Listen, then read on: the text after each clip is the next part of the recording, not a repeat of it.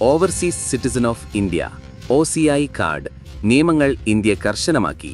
Indian വംശജരായ വിദേശ പൗരന്മാർക്ക് വിസയില്ലാതെ ഇന്ത്യ സന്ദർശിക്കാൻ അനുവദിക്കുന്ന overseas citizen of India (OCI) card നിയമങ്ങൾ ഇന്ത്യ കർശനമാക്കി.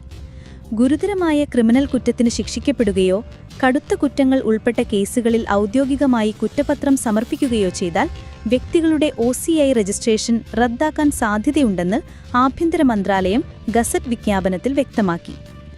OCI കാർഡുടമയെ 2 അതിലധികമോ വർഷം തടവിന് ശിക്ഷിക്കുക, 7 അതിലധികമോ വർഷം തടവ് ലഭിക്കാവുന്ന കുറ്റത്തിന് കുറ്റപത്രം സമർപ്പിക്കുക എന്നീ 2 പ്രധാന കാരണങ്ങളാണ് രജിസ്ട്രേഷൻ റദ്ദാക്കുന്നതിനായി മന്ത്രാലയം വ്യക്തമാക്കിയിട്ടുള്ളത്.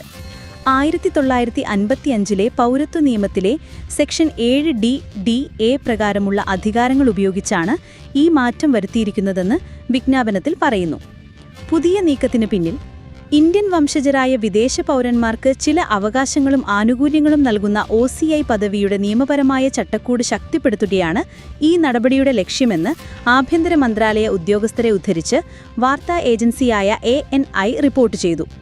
കുറ്റം ഇന്ത്യയിലാണോ വിദേശത്താണോ ചെയ്തത് എന്നത് പരിഗണിക്കാതെ ഇന്ത്യൻ നിയമപ്രകാരം അംഗീകരിക്കപ്പെട്ട കുറ്റകൃത്യമാണെങ്കിൽ ഈ വ്യവസ്ഥ ബാധകമാകും. OCI കാർഡുടമകളുടെ നിയമപരവും ധാർമ്മികവുമായ പെരുമാറ്റം ഉയർന്ന നിലവാരത്തിൽ നിലനിർത്തുന്നതിന്റെ ഭാഗമായാണ് ഈ പുതിയ മാറ്റം.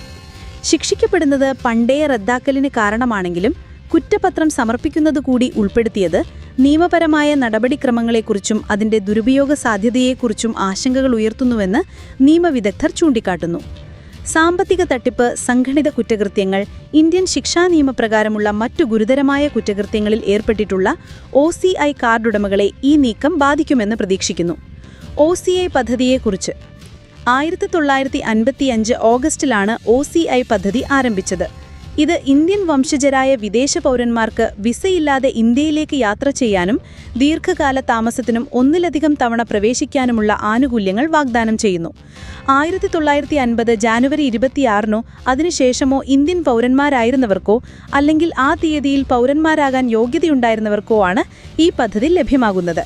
എന്നിരുന്നാലും പാകിസ്ഥാൻ, ബംഗ്ലാദേശ് അല്ലെങ്കിൽ സർക്കാർ ഗസറ്റിൽ വ്യക്തമാക്കിയ മറ്റേതെങ്കിലും രാജ്യങ്ങളിലെ പൗരന്മാരായിരുന്നവർക്ക് ഈ പദ്ധതിയിൽ നിന്ന് ഒഴിവാക്കിയിട്ടുണ്ട്.